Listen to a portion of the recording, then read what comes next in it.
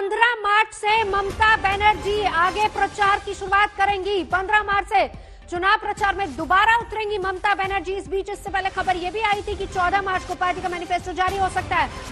15 मार्च को ममता बनर्जी फिर से बंगाल के रण में होंगी।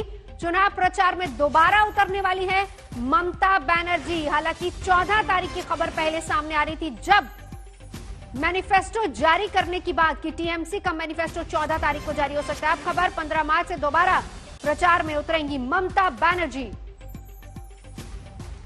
सीधा चलेंगे अनुपम मिश्रा हमारे सहयोगी हमारे साथ जुड़ चुके हैं। अनुपम, क्या अपडेट? जी नवजोत, देखिए जो सूचना भी मिल रही है सूत्रों के मुताबिक कि 15 मार्च से ममता बनर्जी दोबारा चोट लगने के बाद अपना चुनावी प्रचार शुरू करने वाली हैं। 15 मार्च को पुरुलिया में रहेंगी वो।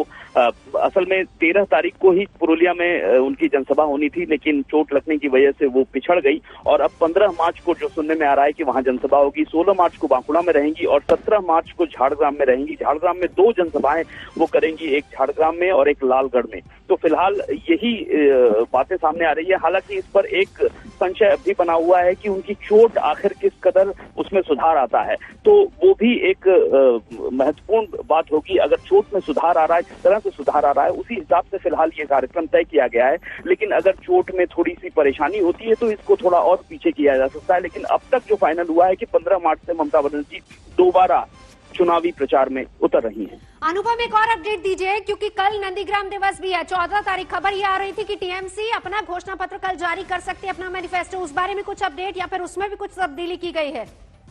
जी, जहां तक अभी तक जानकारी है कि 14 मार्च जो नंदीग्राम दिवस के रूप में मनाया जाता है, उसी दिन ममता बनर्जी अपना मैनिफेस्टो जारी करेंगी। उसमें अभी तक तब्दीली की कोई बात सामने नहीं आ रही है। और जैसा कि सूत्रों के मुताबिक पता चल रहा है कि ममता बनर्जी कल इसीलिए अस्पताल से वो निकली क्योंकि डॉक्टर्स नहीं चाहते थे कि वो अभी घर में जाएं, थोड़ा और इलाज चाह रहे थे। लेकिन चूंकि 14 मार्च को नंदीग्राम दिवस है, एक इमोशनल अटैचमेंट है, क्योंकि उस दिन काफी लोग मारे गए थे 2007 में, तो उस सहानुभूति की लहर को पैदा करने के लिए ही 14 मार्च को टीएमसी की ओर से मैनिफेस्टो जारी करने की बात अभी तक सामने है।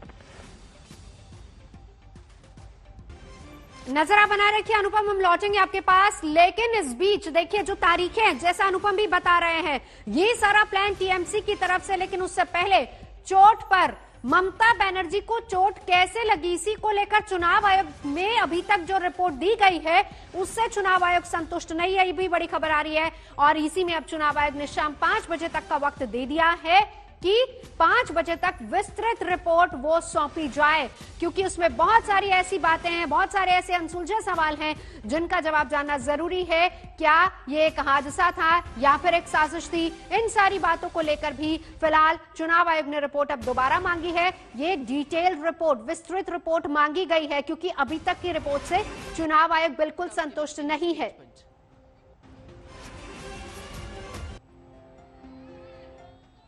और इस बीच ममता बनर्जी का आगे का प्लान डिसाइड हो गया। 15 मार्च से वापस मैदान में चुनावी रण में ममता बनर्जी उतरेंगी। 15 को पुरुलिया में रैली करने वाली है, 16 को बांकुड़ा और 17 को झारग्राम।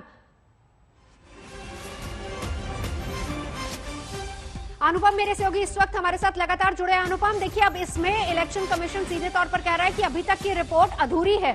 डिटेल रिपोर्ट शाम 5 बजे तक सौंपने के लिए कहा गया। अनुपम,